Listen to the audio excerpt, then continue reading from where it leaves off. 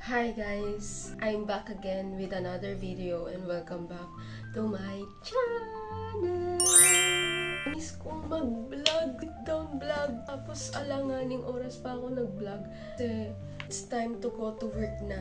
Dapat ang vlog ko na to yung a day in my life. So naisip ko, sit-down vlog na lang ulit kasi wala, gagapusin. Pagising ko, asikaso ako sa baby ko, tapos kakain, liligo, o diba, eto na yung ending, mag-aayos.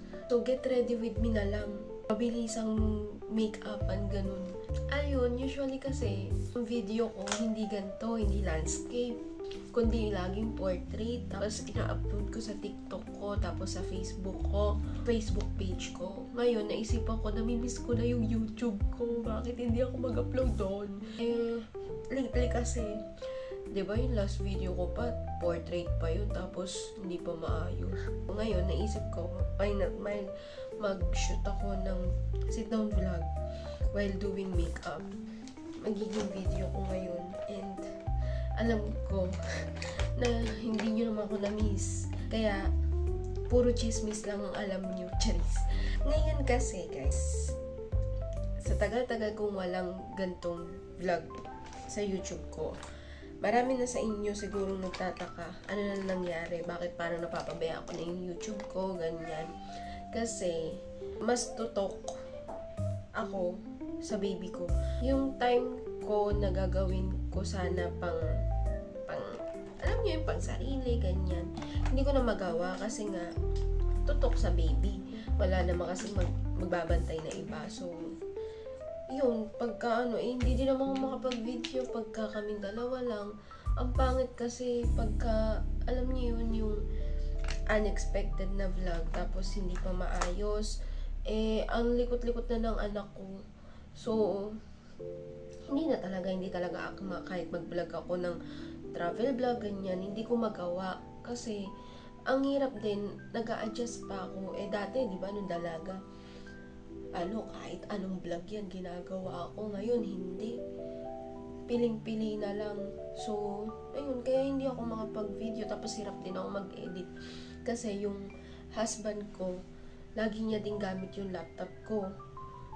So, wala akong device pang edit. By the way, I'm using BLK in the shade of Ghost.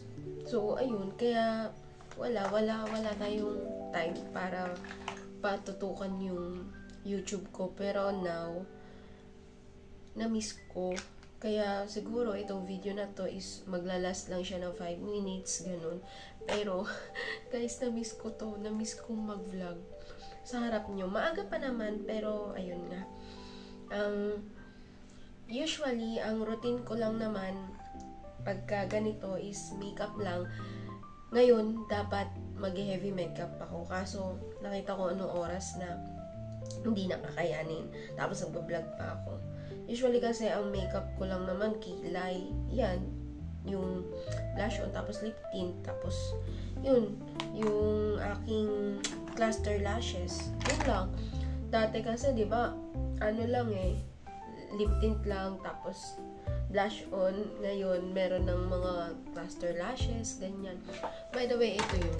Ito yung tinutukoy ko. Yan, cluster lashes. 5D Baby Curve Trilogy.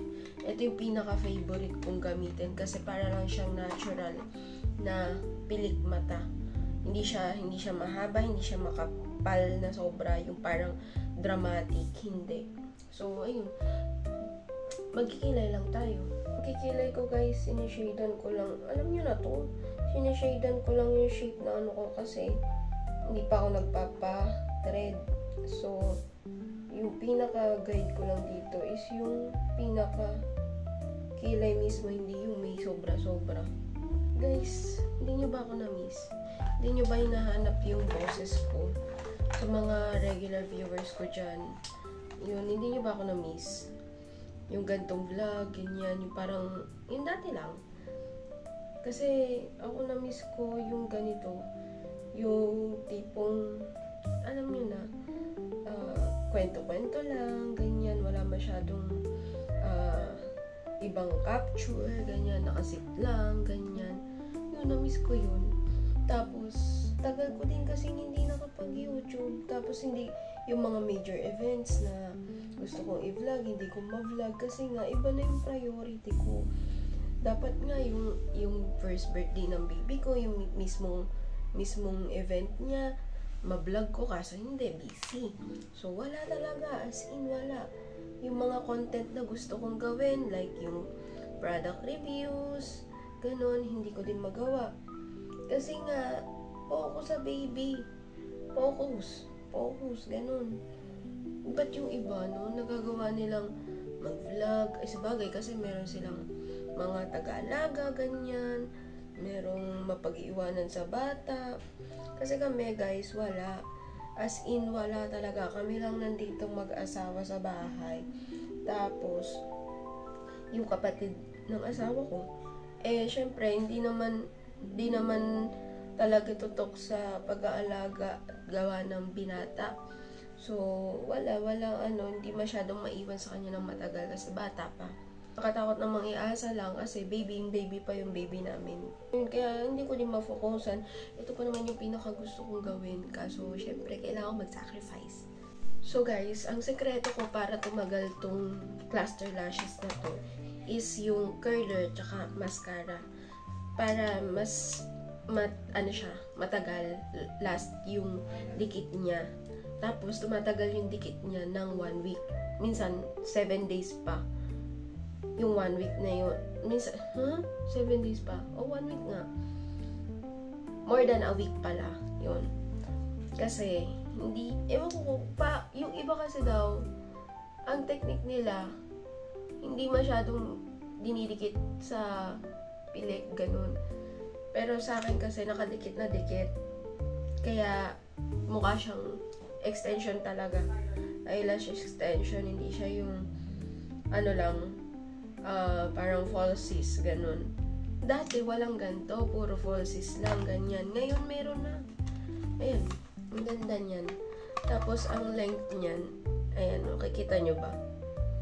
Ganyan yun. Para lang siyang natural. Kaya, gusto ko. So, magkakabit ako. Off-cam na lang. So guys, di ba para lang siyang natural na pilik mata. Ayan, ganyan yung gusto ko sa kanya. Para lang lang naka-eyelash extension talaga. Pero cluster lashes siya. Ayan, napakadali lang yung idikit. Ang ganda. Gusto ko siya. Kaya yun lang. Ready na ako pumasok. Andun yung relo ko. Nandito ako sa kwarto kung saan ako nag-shoot talaga, tsaka yung mga ganap ko sa buhay. So, eto nga pala yung uniform namin. Ayan. Palda yan. Palda, tapos may belt. So, yun lang guys. See you on my next video. Bye!